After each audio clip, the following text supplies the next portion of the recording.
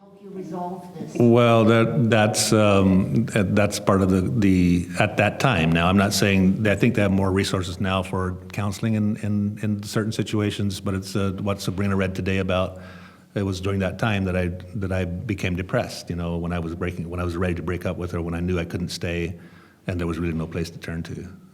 Eventually, you know, this was cathartic for me right here, but it was years and years later. Now, I would say probably in a lot of communities would be just like mine was. There's a few where there would be people reaching out to you. And there have been people that were there when this was all coming down and have read this book, and they've come to me and they said, "We are so sorry. We did not know this was going on. We should have reached out," but they didn't know. You know, they didn't know back then. So I don't blame anybody for that. So.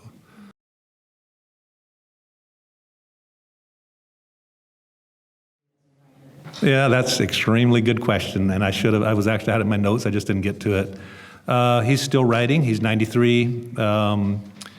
His son wrote a memoir in 2011, and about 2-3 years ago, at about 90 years of age, the man is writing his memoir. So I think it triggered something in him. He's going to do 5 small volumes. He's working on the 3rd one. He's actually come out with 2 of them. He's self-publishing. And I find them fascinating because there's so much stuff in there that I never knew about when he was a young man and all that. It's interesting about the book. There are huge father issues in the book, obviously. He refused to read it for a year and a half. He said he doesn't believe Ira would write anything bad about him, so he's just not going to read it. And eventually he did read it, and it was right in the middle of the winter. He was holed up in the house, and I felt really bad for him because they said he was just sad, and he didn't talk at all after he'd read it. It was really sad. I went up to visit him later that year. We talked about it. I made him talk about it. I just simply asked the questions, what did you think of the book? And he was, well, what do you think the world thinks of the Amish? What do you think the world thinks of me? And I just said, we are all flawed. You know, you are, I am. And I think he won't tell me, he is extremely proud that his son got published. You know, he never got published. He always had his own, he found his own publishing house, but he could never get anybody to publish him. And he brags about that like you wouldn't believe. And just a small thing that happened in January, he goes to Florida to Pinecraft in the wintertime for a few months. And we take turns to go down to be with him for a week or so. And so in February, I went down to stay with him. Pinecraft is in the book. It's a little community there in the suburbs of Sarasota, Florida, where the Amish go for the winter for a while. Last day I was there, he said, "Is your book still selling?" And I said, we hadn't talked about the book all week. I said, "Oh, it's on Amazon. Yeah, it's still selling." And he said, "Well, what's that?" And I had my iPad. You have my iPad. I had my iPad with me, and I just pulled it up right there. I had a Verizon service, so I could pull it right up. And then I showed him, and I thought, you know what? I've always wanted him to read some reviews of my book, and I just never could find a way to do it. And I said, my book has over 500 reviews. Would you like to read some of them? And I said, that's a lot of reviews for a book on Amazon. And he said, yeah, he'd like to. So I pulled up the 5 stars, and he took that laptop or that iPad. I have a picture. I took it with my iPhone of him of him reading those reviews, and that was just such a powerful moment for me because he was reading the perspective of people from outside the culture that were writing rave reviews about this book, you know, and the universal theme. So he was reading somebody else's perspective other than my son wrote all this bad stuff about me. So he was reading for a while, and I said, well, now look, they're not all that great. I pulled up a 1-star, had him reid that, and he said, that guy didn't like you very well, did he? And I said, well, it's the market, you know. So anyways, yeah, it's interesting, and he's still writing today.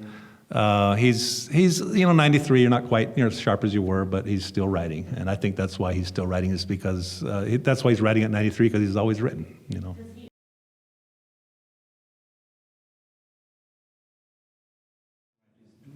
Oh, do I use it in my writing? Yeah. You know what? They wanted a bunch of them. I was very sparse with that, as I was very sparse with the dialogue, as you mentioned today. It was instinctive. I didn't want it to be. I don't throw a lot of it out, and if I do, I define it. You know, it's just, to me, it's almost like it's almost kitschy. You know, it's almost chintzy to do it because you're just trying to show what you know. But I do retain the Pennsylvania Dutch. My siblings and I, we get together. We have not lost it. We still speak it, not exclusively, but I've kept it. People that get away from it for a long time don't speak it; they lose it. We have not lost it. We can still speak it.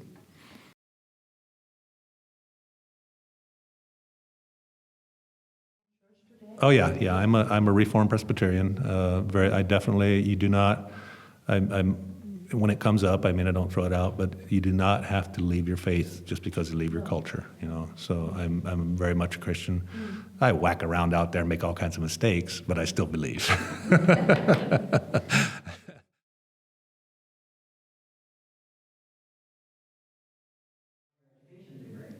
Well, my undergrad degree was English, and I had a couple of choices when I taught high school for a year, just a private Mennonite school, and I got accepted into an English master's degree or law, or I wouldn't have had to go anywhere.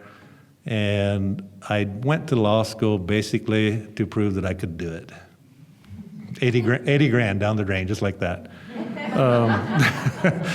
But what it really did, I think it was instinctive at that time, is in my writing through college, I always knew I should be writing, and I was too descriptive, too unreal, and the legal writing forced me to be more realistic, so I combined the two, and now I knew deep down that one day this book was going to be here. I just didn't know how, didn't know where, didn't know how, but I think it was all instinctive to force myself to write, I really do believe that.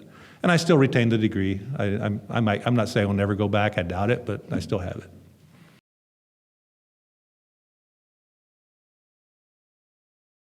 Yeah, there's a lot of things. Again, I'm extremely independent. I don't expect anybody to do anything for me that I haven't earned. Not that I don't accept something if somebody wants to give it, but unless I earned it, I would not expect it.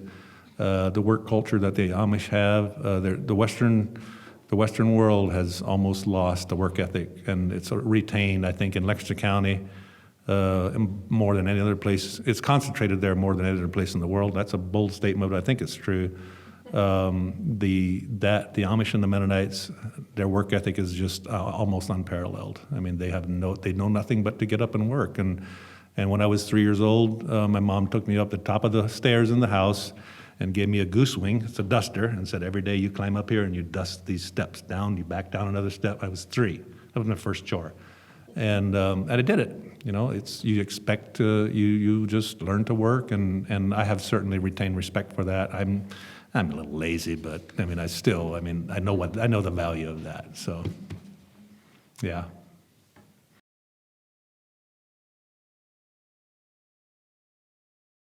There's a chapter in there chapter 22 is where my younger brother walks out, and when I left, I snuck away in the middle of the night.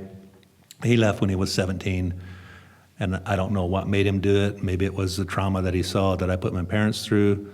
But one day after lunch in broad daylight, he just told Dad was in the house, Mom was out in the laundry, doing the laundry. And he told Dad, I'm leaving. He picked up his bag and he walked out where Mom was working, and I was watching from a distance, and he told her, I'm leaving. And he turned and walked away from her. And then and our lane was half a mile long. It's a quarter mile this way. Then it was out to the road. It was half a mile. It's a long ways. And he turned his back and started walking out to the road where his friend was waiting. His friend wouldn't come in. He had to walk out. And then she stood there and called after him to come back. And that was the hardest thing I've ever written, because I had to go back and see it again. It was extremely difficult. And that scene has never been written in any literary scene that I've ever seen before. So.